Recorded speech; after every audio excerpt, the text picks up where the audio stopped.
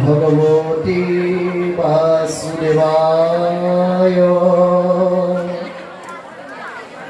ওম নমো ভগবতে বাসুদেবায় ওম নমো ভগবতে বাসুদেবায় ওম নমো ভগবতে বাসুদেবায়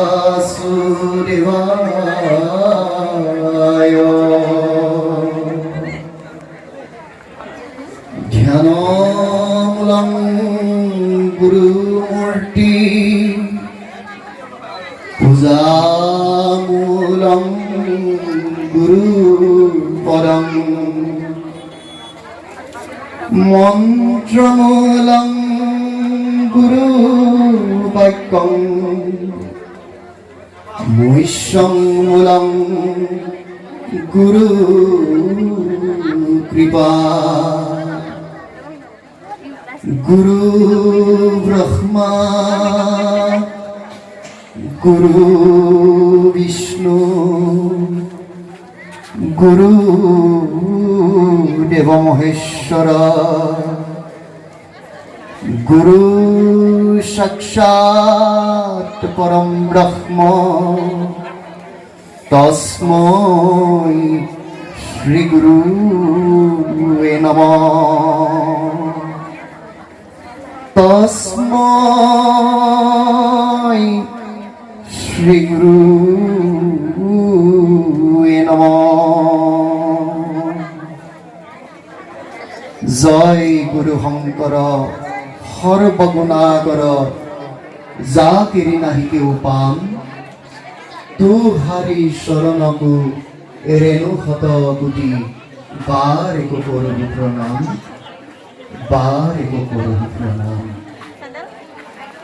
সাক্ষাৎ প্ৰতিষ্ঠিত ভগৱন্তৰ বাংময় মূৰ্তি আপোনাসৱ বিষ্ণু বৈষ্ণৱ মোৰ প্ৰভু ভগৱন্তৰ অতিকে প্ৰিয় ভকত দুজনা গুৰুৰ একান্ত সেৱক আপোনাসৱ নৰৰূপী নাৰায়ণ সাক্ষাৎ ঈশ্বৰ আজি এই স্থান বৈকুণ্ঠলৈ পৰিণত হৈছে মহাপুৰুষ শ্ৰী শ্ৰী মাধৱ গুৰুজনাই তেখেতৰ ঘোষাশাস্ত্ৰ ভাগত উল্লেখ কৰিছে একান্ত ভকত হবে নিৰ্গুণ কৃষ্ণৰ গুণ গাৱে সদা বকিয়া যথাত বৈকুণ্ঠকো পৰিহৰি যোগীৰ হৃদয় এৰি থাকা কৰি সাক্ষাতে তথাত এই স্থানত ইতিমধ্যে দিনৰ ভাগত ভগৱন্তৰ পৰম সুমধুৰ সুমংগল স্বৰূপ নাম বস্তু প্ৰকাশ হৈ গৈছে পুনশ্চ সন্ধিয়াৰ ভাগতো ভগৱন্তৰ একাধাৰী নাম ইতিমধ্যে প্ৰকাশ হৈ গৈছে সেয়েহে ভগৱন্তই বৈকুণ্ঠ পৰিহৰি যোগীৰ হৃদয় এৰি ইতিমধ্যে ইয়াত অৱস্থান গ্ৰহণ কৰিছে সেয়েহে এই স্থান বৰ্তমান বৈকুণ্ঠলৈ ৰূপান্তৰিত হৈছে পানবেচা তাঁতিপথাৰ গাঁৱৰ শ্ৰীযুত অংকুৰ খঙীয়া শ্ৰীযুত প্ৰাঞ্জল খঙীয়াৰ মাতৃ আমাৰ লগতে আছে তেৰা সমস্তৰ পিতৃপুৰুষ আদি গুৰু শ্ৰদ্ধাৰ প্ৰয়াত খগেন খঙিয়াৰ চতুৰ্থ বাৰ্ষিক মৃত্যু তিথি উপলক্ষে তেখেতৰ দুয়োগৰাকী সুযোগ্য সন্তানে ভগৱন্তৰ লীলা চৰিত্ৰ ভাওনা প্ৰদৰ্শনৰ ব্যৱস্থা কৰি আপোনালোকৰ চৰণত সেৱা ধৰিছে। আমি যোগ্য নহয়, তথাপি সেৱকীৰ আজ্ঞা শিৰোধাৰ্য কৰি আপোনালোক বিষ্ণু বৈষ্ণৱৰ আজ্ঞা পালন কৰি এই ভাওনা ভাগৰ খলা অৰ্থাৎ মঞ্চ মুকলি কৰিবৰ কাৰণে আমি আগবাঢ়িছোঁ। আমাৰ অজানিতে হ'ব পৰা ভুল ত্ৰুটি আপোনালোকে মাৰ্জনা কৰিব। ভাওনা মানে হ'ল ভাৱ অনা। কি ভাৱ অনা? ভক্তি ভাৱ অনা। কি ভক্তি? কৃষ্ণ ভক্তি। কৃষ্ণ ভক্তি মনত কেনেকৈ উপজিব? শ্ৰৱণ আৰু কীৰ্তনৰ যোগেদি কৃষ্ণ ভক্তি মনত উপজিব। এই শ্ৰৱণ আৰু কীৰ্তনৰ কেইবাটাও উপায় আছে। মহাপুৰুষ শংকৰ গুৰুজনাই সেই সময়ৰ নিৰক্ষৰ লোকসকলক কৃষ্ণ ভক্তিত বিলীন কৰিবৰ কাৰণে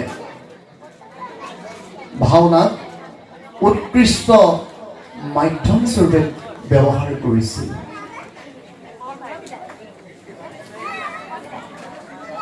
ভাওনা দৃশ্য আৰু শ্ৰাব্য মাধ্যম হোৱা বাবে দৃশ্য অৰ্থাৎ ছবিটো চকুৰে দেখা, শ্ৰাব্য অৰ্থাৎ কথাখিনি কাণেৰে শুনা। ভাওনা এই দৃশ্য আৰু শ্ৰাব্য মাধ্যম হোৱাৰ কাৰণে মানুহৰ মনত গভীৰভাৱে সাঁচ বহুৱাবলৈ সক্ষম হৈছিল। মহাপুৰুষ গুৰুজনাই 1468 খ্ৰীষ্টাব্দত অৰ্থাৎ যেতিয়া তেওঁৰ মাত্ৰ 19 বছৰ বয়স হৈছিল, সেই সময়ত টেম্বুৱনীত চিহ্ন যাত্ৰা অভিনয়েৰে ভাওনাৰ পাতনি মেলিছিল।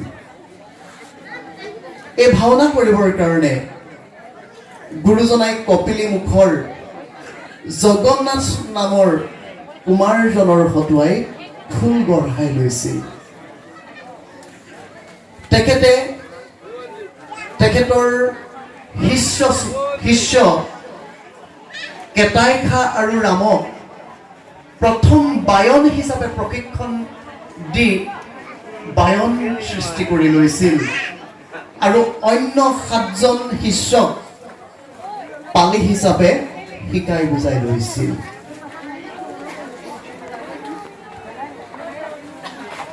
গুৰুজনাই যেতিয়া চিহ্ন যাত্ৰা অভিনয় আৰম্ভ কৰিলে, তাৰ যোগেদি তেখেতে এক শৰণ নাম ধৰ্ম প্ৰচাৰ আৰু প্ৰসাৰ কৰাত যথেষ্ট সুবিধা যেন অনুভৱ কৰিলে।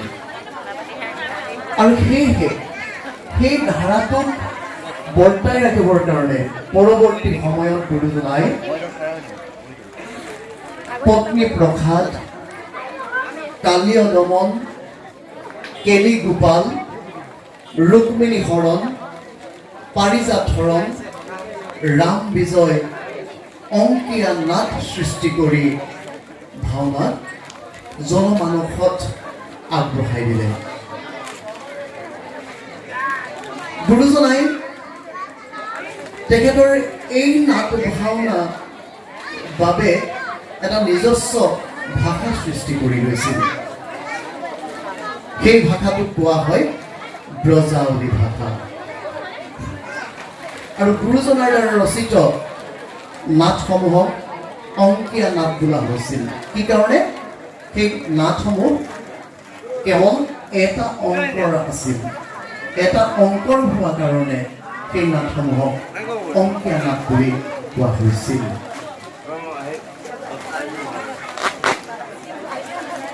ভাওনাত ভক্তিহে মুখ্য। যদিও নাটকৰ 9টা ৰসৰ কথা কোৱা হৈছে, ভাওনাত কিন্তু ভক্তিৰ ৰসেহে প্ৰাধান্য লাভ কৰিছিল। যিহেতু গুৰুজনাৰ উদ্দেশ্য আৰু লক্ষ্য আছিল ভাওনাৰ যোগেদি এখন নাম ধৰ্ম প্ৰচাৰ আৰু প্ৰসাৰ কৰা। কৃষ্ণহে যে শ্ৰেষ্ঠ, কৃষ্ণহে যে মনুষ্যৰ কাৰণে ভজনীয় দেৱতা, কৃষ্ণক ভজনা কৰিলেহে যে মনুষ্যৰ সিদ্ধি লাভ হয়, এই কথা প্ৰকাশ কৰিবৰ কাৰণে গুৰুজনাই ভাওনা সৃষ্টি কৰিছিল আৰু সেইদৰে ভাওনা প্ৰচাৰ আৰু প্ৰসাৰ কৰিবলৈ লৈছিল। ভাওনাত যিবোৰ গুৰুজনাই আহিলা ব্যৱহাৰ কৰিছিল, সেই আহিলাবোৰতো ভক্তি তত্ত্ব নিহিত হৈ আছে।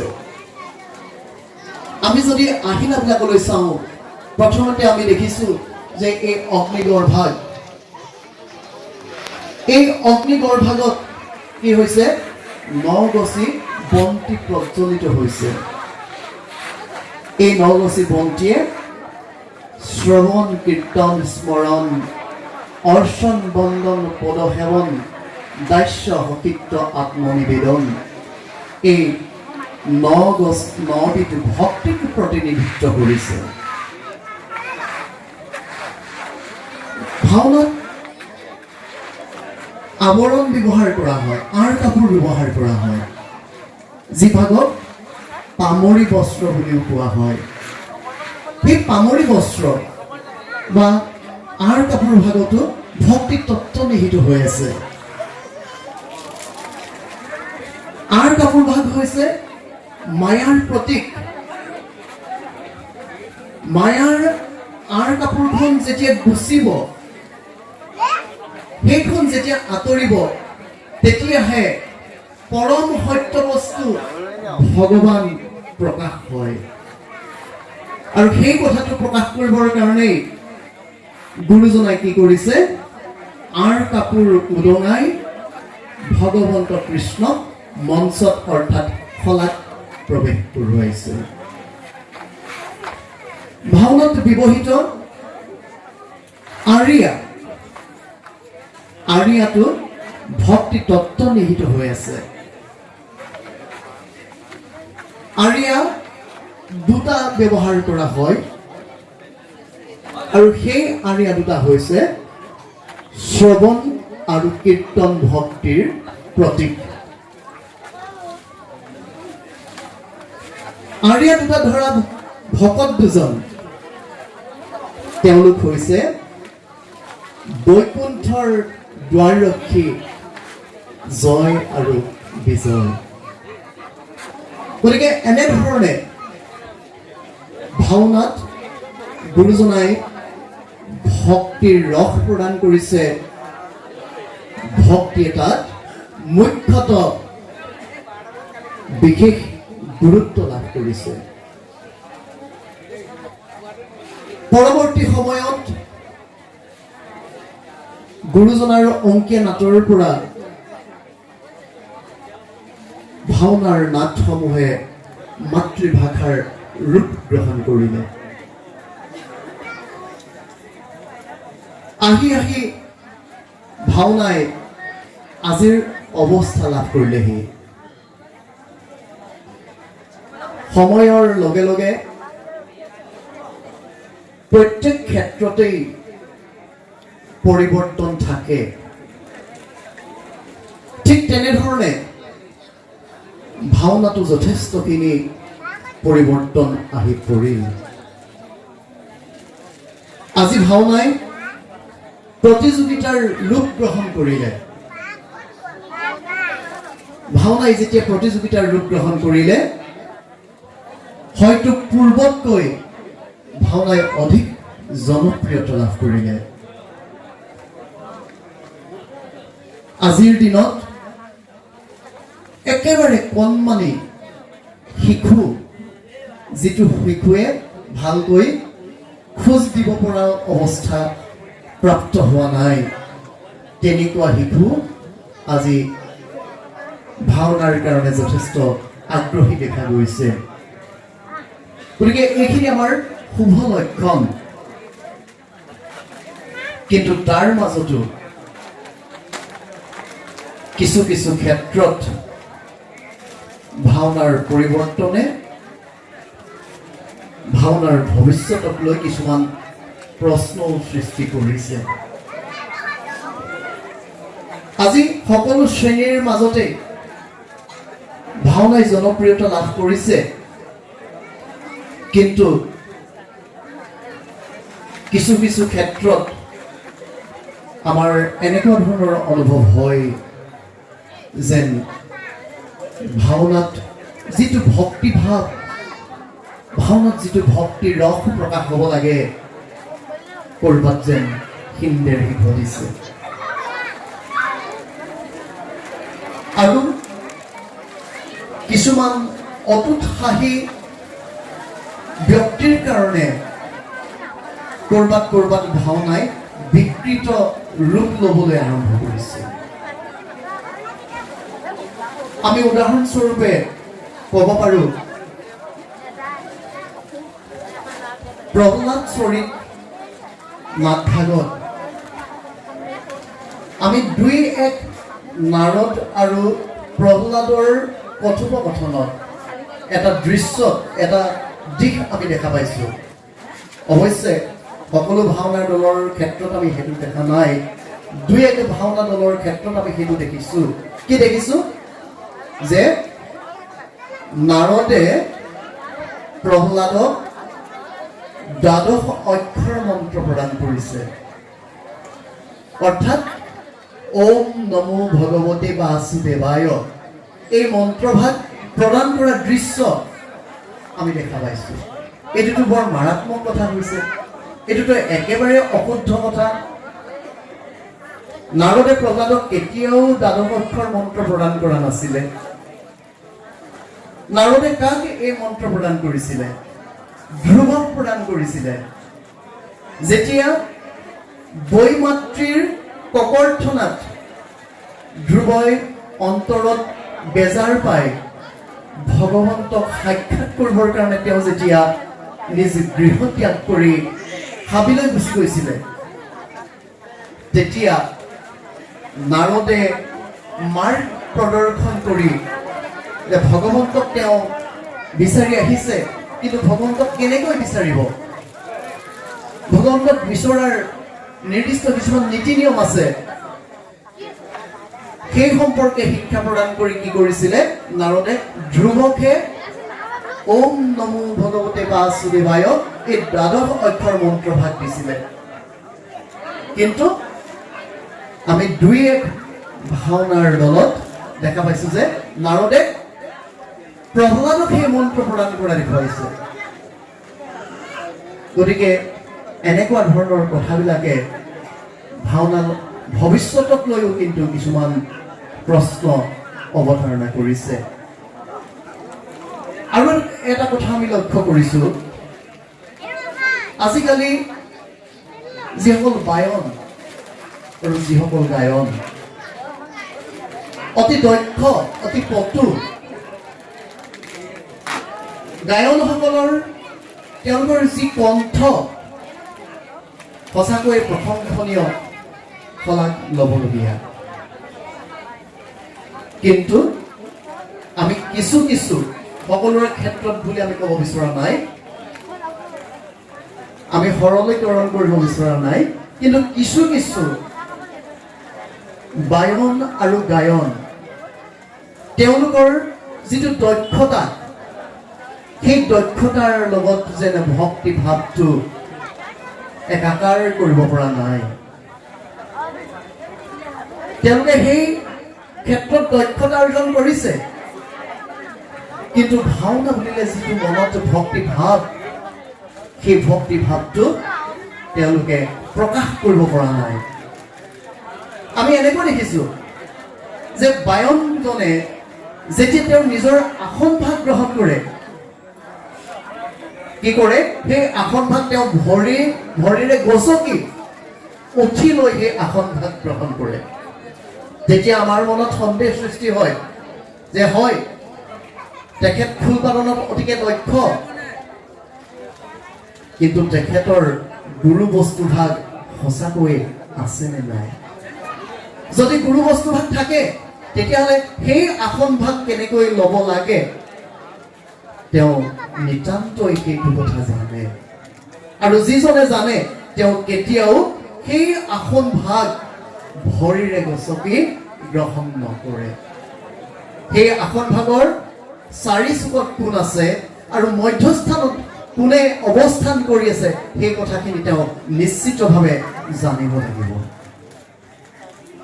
ঠিক একেধৰণে আমি গায়নৰ ক্ষেত্ৰতো তেনেকুৱা দৃশ্য দেখিছো। আমি কৈছো যে এই কথাবোৰ আমি সৰলীকৰণ কৰা নাই, সকলোৱে তেনে কৰে বুলি আমি কোৱা নাই, কিন্তু কিছু কিছুৰ ক্ষেত্ৰত দেখিছো। ঠিক তেনেধৰণে ভাৱৰীয়াসকলৰ ক্ষেত্ৰতো আমি তেনেকুৱা ধৰণৰ ব্যতিক্ৰম দেখিবলৈ পাওঁ। আজিকালি একাংশ ভাৱৰীয়াই ভাওনাত কি কৰিছে, থিয়েটাৰৰ পৰ্যায়লৈ লৈ গৈছে। যদিও থিয়েটাৰ আৰু ভাওনা দুই ভাগতে অভিনয় কৰা হয়, কিন্তু দুয়ো ভাগৰ লগত আকাশ পাতাল পাৰ্থক্য আছে। গতিকে ভাওনা কেতিয়াও থিয়েটাৰ পৰ্যায়লৈ লৈ যাব নালাগে, থিয়েটাৰলৈ পৰ্যবেক্ষণ কৰিব নালাগে। আজিৰ পৰা প্ৰায় ২০-২৫ বছৰ আগত আমাৰ ইয়াত কিছু বয়সস্থ ব্যক্তি বহি আছে। তেওঁলোকে যেতিয়া ভাওনাৰ পাৰ্ট লৈছিল, তেতিয়া কিন্তু তেওঁলোকে সেই দিনটোত আহাৰ গ্ৰহণ কৰা নাছিল, তেওঁলোক উপবাসে আছিল। কিন্তু আজিৰ দিনত বেছিভাগ ভাৱৰীয়াৰ ক্ষেত্ৰত এই নিয়মবোৰ প্ৰযোজ্য নহয়। উপবাসে থকাটো দূৰৰ কথা,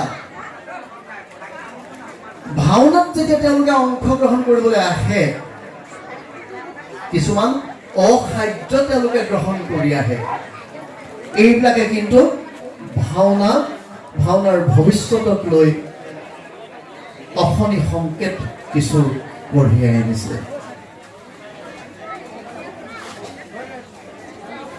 ভাওনা ভক্ত অভিনেতাৰ দ্বাৰা ভগৱন্তৰ চৰণত একান্তভাৱে জনোৱা সেৱা।